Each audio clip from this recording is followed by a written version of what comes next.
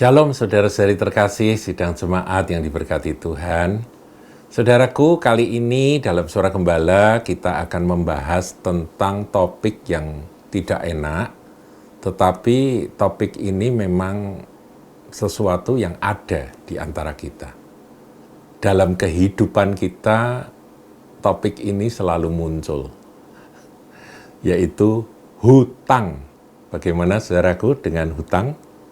Saya berharap tidak ada seorang pun di antara Anda sidang jemaat ke hal yang terlilit atau terjerat oleh hutang, ya.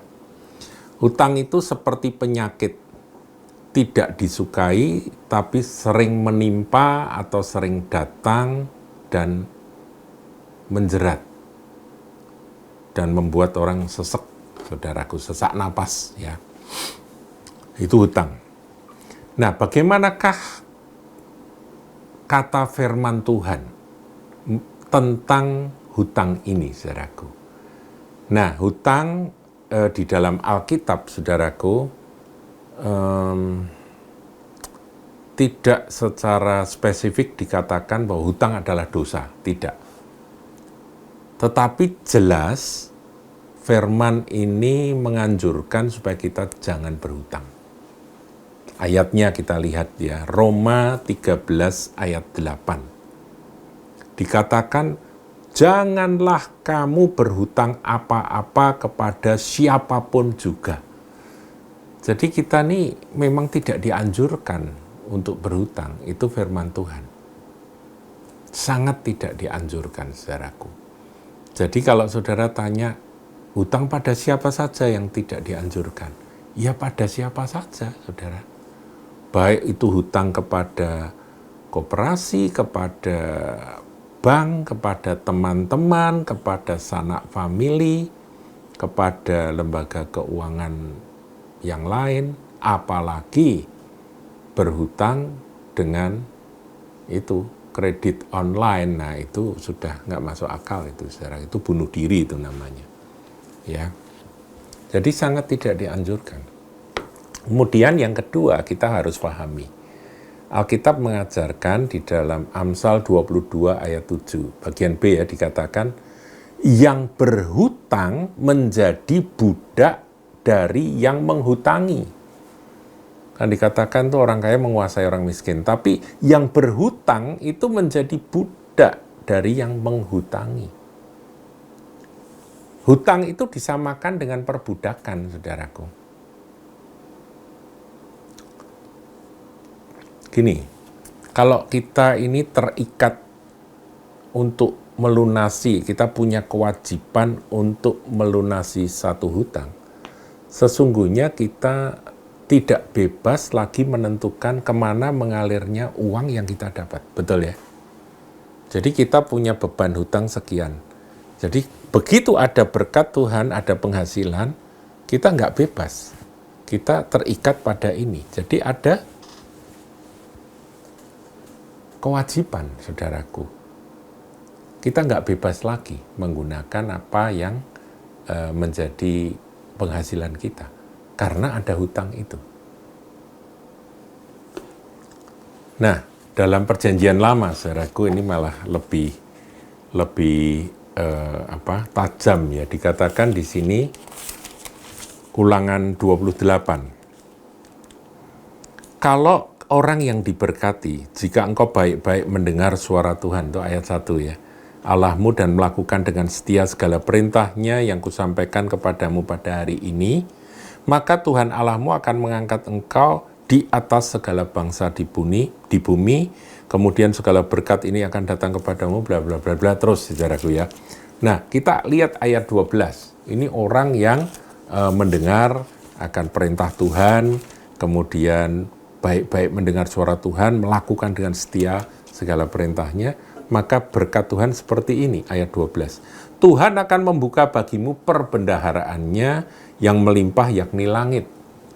Surga dibuka.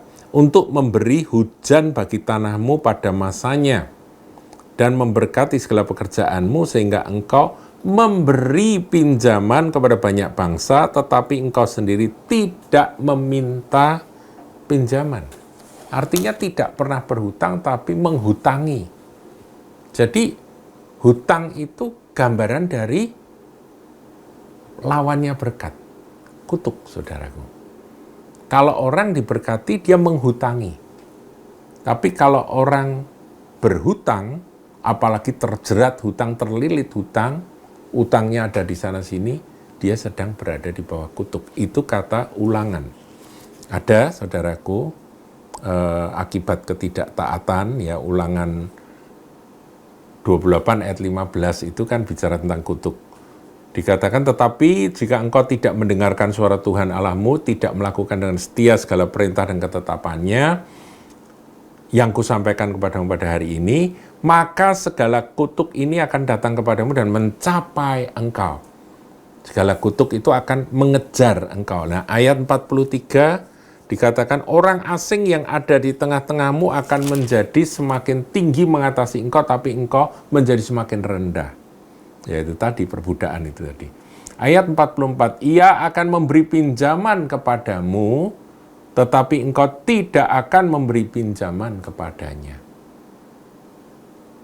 Ia akan menjadi kepala, tapi engkau akan menjadi ekor. Jadi,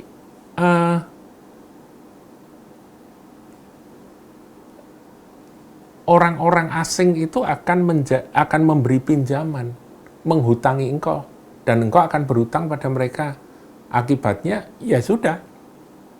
Orang yang nggak taat pada perintah Tuhan, yang hidupnya nggak setia pada Tuhan, itu kena kutuk sampai akhirnya mereka digambarkan di sini, ya menjadi budak, saudaraku, dari orang yang menghutangi itu tadi.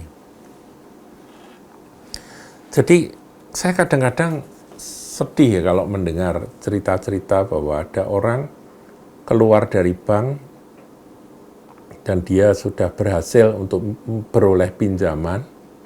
Mestinya pinjaman itu, kalau pinjaman untuk bisnis itu masih oke-oke saja, saudaraku. Tapi itu dapat pinjaman, itu kan dengan jaminan kan ya. Keluar langsung pergi ke tempat-tempat yang mana mereka itu beli barang ini, beli barang itu, ya beli TV baru, beli jam dinding, beli jam grandfather's clock itu, dan langsung jadi OKB, orang kaya baru. Padahal itu duit utangan, saudara. Itu uang hutang. Jadi jangan gembira kalau dapat utangan. Mestinya kita gembira kalau kita bisa memberi pinjaman pada orang lain.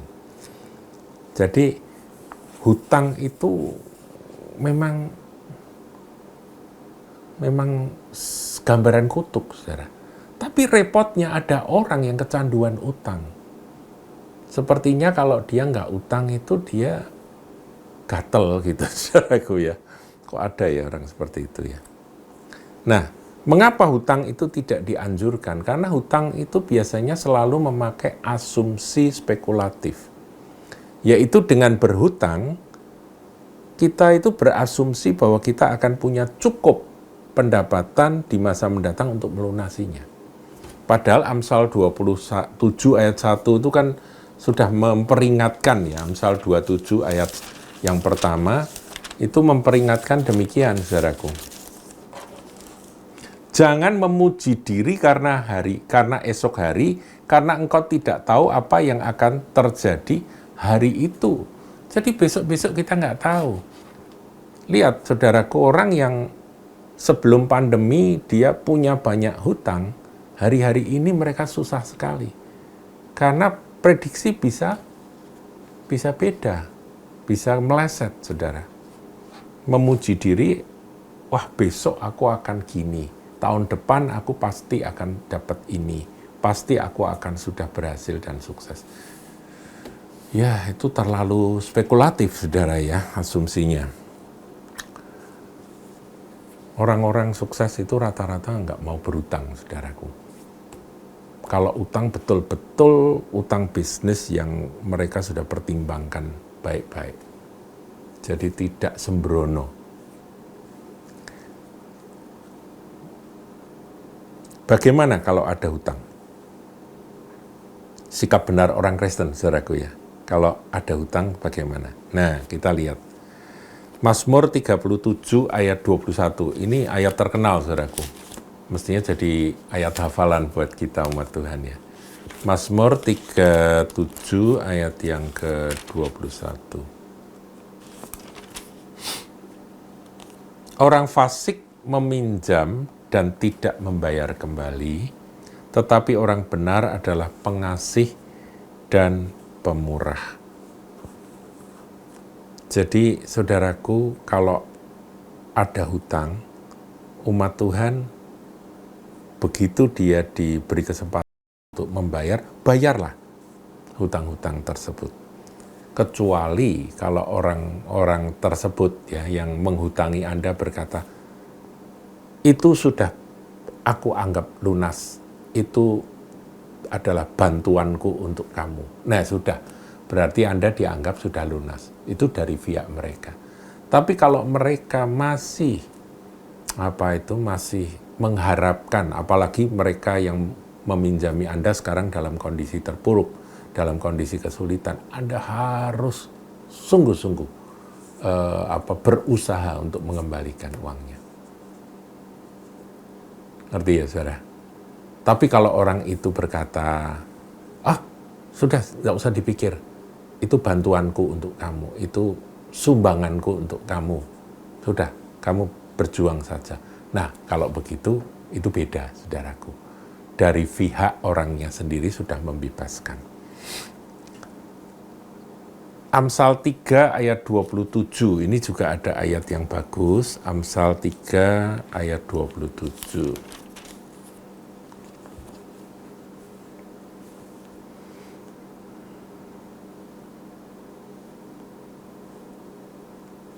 Janganlah, ayat 28 aja saudaraku, janganlah engkau berkata kepada sesamamu, pergilah dan kembalilah, besok akan kuberi sedang yang diminta ada padamu. Jadi begitu Anda itu sudah mampu untuk membayar, bayarlah. Itu penting sekali, saudaraku, sikap seperti ini ya. Jadi bayar utang harus jadi prioritas dalam pengelolaan keuangan. Prioritas dalam pengelolaan keuangan. Saya berdoa dan berharap sidang jemaat Kahal yang punya hutang segera bisa terlunaskan dan Tuhan memberkati Anda dan hidup Anda pun akan tenang. Hidup itu bukan untuk wah-wahan, saudaraku, atau berlomba-lomba saling menunjukkan akan kemampuan untuk berbelanja. Bukan, saudaraku. Kesuksesan kita itu ditentukan oleh damai sejahtera yang kita peroleh dalam kasih dan berkat Tuhan. Tuhan Yesus memberkati.